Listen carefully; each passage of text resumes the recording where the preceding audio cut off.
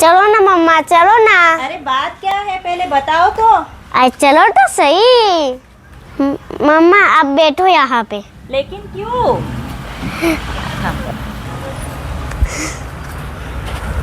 वैसे आज क्या है? आज गुरु पूर्णिमा है, इसीलिए आप मेरे पहले गुरु हो, इसीलिए मैं आपका ब्लेसिंग लेना चाहता हूँ। Oh so sweet of you, come here. लेकिन यहाँ पे बैठिए।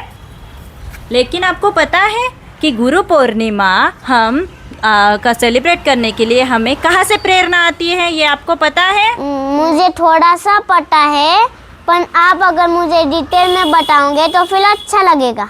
ठीक है, मैं आपको बताती हूँ। आज हम आप सबको इस वीडियो में बताने वाले हैं कि गुरु पूर्णिमा क्यों सेलिब्रेट करते। तो फिर जल्दी से हमारे वीडियो को लाइक करो, चैनल को सब्सक्राइब करो और अपनी वीडियो स्टार्ट करते। गुरुर् ब्रह्मा गुरुर्विष्णु गुरुर्देवो महेश्वरा गुरु साक्षात परब्रह्म तस्मै श्री गुरुवे नमः।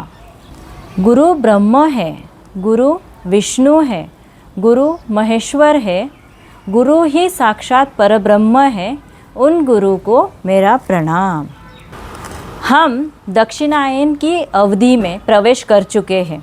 इस समय धरती के आकाश में सूर्य उत्तर की जगह दक्षिण की ओर बढ़ने लगता है, जिससे मानव शरीर के भीतर कुछ ऐसे बदलाव आते हैं कि ये समय साधना करने के लिए और लक्ष्य निर्धारित करने के लिए ज़्यादा अनुकूल होता है। ये वो समय है जब किसान भूमि को जोतना शुरू करता है और योगी पृथ्वी के इस टुकड़े शरीर को गूंथना शुरू कर देता है, जिसे उठाने का विशेष अधिकार उसे मिला है। और यही वो समय है जब हजारों साल पहले आदि योगी की शानदार आंखें मानव जीव पर पड़ी थी। दोस्तों, आज मैं आपको बताऊंगी प्रथम गुरु पूर्णिमा की कहानी। कृपया इस वीडियो को अंत तक देखें और कमेंट बॉक्स में अपनी प्रतिक्रिया दें। इससे हमें और बहुत सारी जानकारी आप तक पहुंचाने के लिए प्रेरणा मिलती रहे। चलिए अब हम इस वीडियो को शुरू करते हैं। योग संस्कृति में शिव को भगवान के रूप में नहीं देखा जाता, उन्हें पहले योगी आदि योगी के रूप में देखा जाता है। 15,000 साल पहले एक योगी हिमालय के ऊपरी क्षेत्रों में दिखाई दिए थे। कोई भी नहीं जानता था कि वो कहाँ से आए थे और उनका पिछला जीवन कैसे था। उन्होंने अपना परिचय नहीं दिया था, इसीलिए लोगों को उनका नाम भी नहीं पता था। इसीलिए उन्हें आदि योगी या पहले योगी कहा जाता है। वे बस आए और बैठ गए और कुछ भी नहीं किया। जीवन का एकमात्र संकेत उनकी आँखों से बह रहे परमानंद के आंसू थे। उसके अलावा ऐसा भी नहीं लग रहा था कि वे सांस ले रहे हो। लोगों ने देखा कि वे ऐसा अनुभव कर रहे थे जिसे वे समझने में असमर्थ थे। लोग आए, इंतज़ार किया और चले गए, क्योंकि वो योगी अन्य लोगों की मौजूदगी से अनजान थे। केवल 7 लोग वहीं रुके रहे। ये 7 उन योगी से सीखने का निश्चय कर चुके थे। आदि योगी ने उन्हें नज़रअंदाज कर दिया। उन्होंने अनुरोध किया, जो आप जानते हैं वो हम भी जानना चाहते हैं। उन्होंने उन्हें खारिज कर दिया। तुम लोग मूर्ख हो, जिस तरह से तुम हो वैसे तो तुम 10 लाख वर्षों में भी नहीं जान पाओगे। तुम्हें तैयारी करने की ज़रूरत है, इसके लिए ज़बरदस्त तैयारी की आवश्यकता है। यह मनोरंजन नहीं है। लेकिन वे सीखने के लिए बहुत आग्रह कर रहे थे, इसीलिए आदि योगी ने उन्हें कुछ प्रारंभिक साधना दी। फिर उन 7 ने तैयारी शुरू कर दी। दिन सप्ताह में बदले, सप्ताह महीनों में और महीने वर्षों में। वे तैयारी करते रहे। आदि योगी बस उन्हें नज़रअंदाज करते रहे। ऐसा कहा जाता है कि उन्होंने 84 साल तक साधना की थी। फिर एक पूर्णिमा के दिन 84 वर्षों के बाद, उस दिन जब सूर्य उत्तर से दक्षिण की ओर जा रहा था, जिसे इस परंपरा में दक्षिणायन के रूप में जाना जाता है, आदि योगी ने इन 7 लोगों को देखा। वे ज्ञान से चमकदार पात्र बन गए थे। वे पात्र करने के लिए बिल्कुल परिपक्व यानी कि तैयार थे। वे अब उन्हें अनदेखा नहीं कर सके। आदि योगी उन्हें बारीकी से देखते रहे और अगली पूर्णिमा के दिन उन्होंने एक गुरु बनने का फैसला किया। वो पूर्णिमा का दिन गुरु पूर्णिमा के रूप में जाना जाता है। गुरु पूर्णिमा वो पूर्णिमा है जब पहले योगी ने खुद को आदि गुरु या पहले गुरु में बदल दिया, वह दक्षिण की ओर मुड़ गए।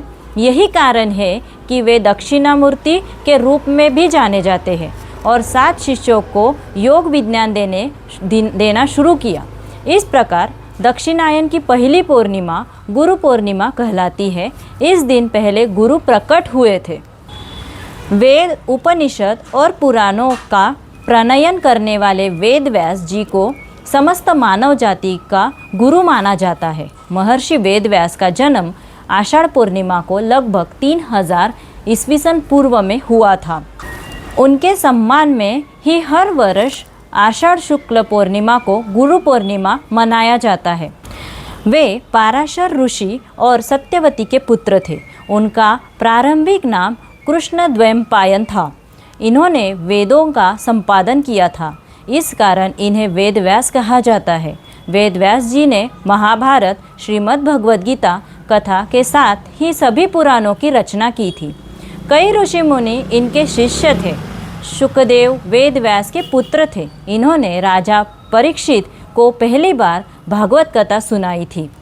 कहा जाता है कि इसी दिन व्यास जी ने शिष्य एवं मुनियों को सर्वप्रथम श्री भागवत पुराण का ज्ञान दिया था।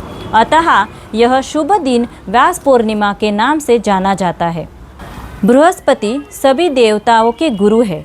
देवताओं के सभी काम इनकी सहमति से ही होते हैं। देवगुरु बृहस्पति को 9 ग्रहों में से एक माना जाता है। कई बार बृहस्पति ने अपनी सलाह से देवताओं को दानवों से बचाया था। जब दैत्यराज बलि भगवान विष्णु को अपने साथ पाताल लोक ले गया था, तब बृहस्पति ने ही लक्ष्मी जी को सलाह दी थी कि वे बलि को अपना भाई बना ले और उनकी कलाई पर रक्षा सूत्र बांधे। लक्ष्मी जी ने गुरु की बात मानकर ऐसे ही किया। इसके बाद अपनी बहन लक्ष्मी की इच्छा पूरी करने के लिए उसने विष्णु जी को अपने धाम भेज दिया। सूर्यदेव हनुमान जी के गुरु है। जब हनुमान जी ने सूर्यदेव से गुरु बनने की बात की तो सूर्य ने कहा था कि वे एक पल भी रुक नहीं सकते, इसीलिए शिक्षा नहीं दे पाएंगे। तब हनुमान जी ने कहा था कि वे सूर्यदेव के साथ चलते चलते ज्ञान हासिल कर लेंगे। इस बात के लिए सूर्य तैयार हो गए और उन्होंने हनुमान जी को सभी वेदों का ज्ञान दिया। आज के वीडियो के लिए बस इतना ही। आशा करते हैं कि आपको हमारा ये वीडियो पसंद आया होगा। कृपया इसे लाइक और शेयर अवश्य करें। किसी भी प्रकार की त्रुटि के लिए आप सबसे क्षमा याचना करते हैं। अब आपको पता चल गया होगा कि गुरु पूर्णिमा क्यों सेलिब्रेट करते। तो फिर जल्दी से हमारे वीडियो को लाइक करो और चैनल को सब्सक्राइब करो और अगली वीडियो के तब तक के लिए टाटा विदा एंड बाय बाय।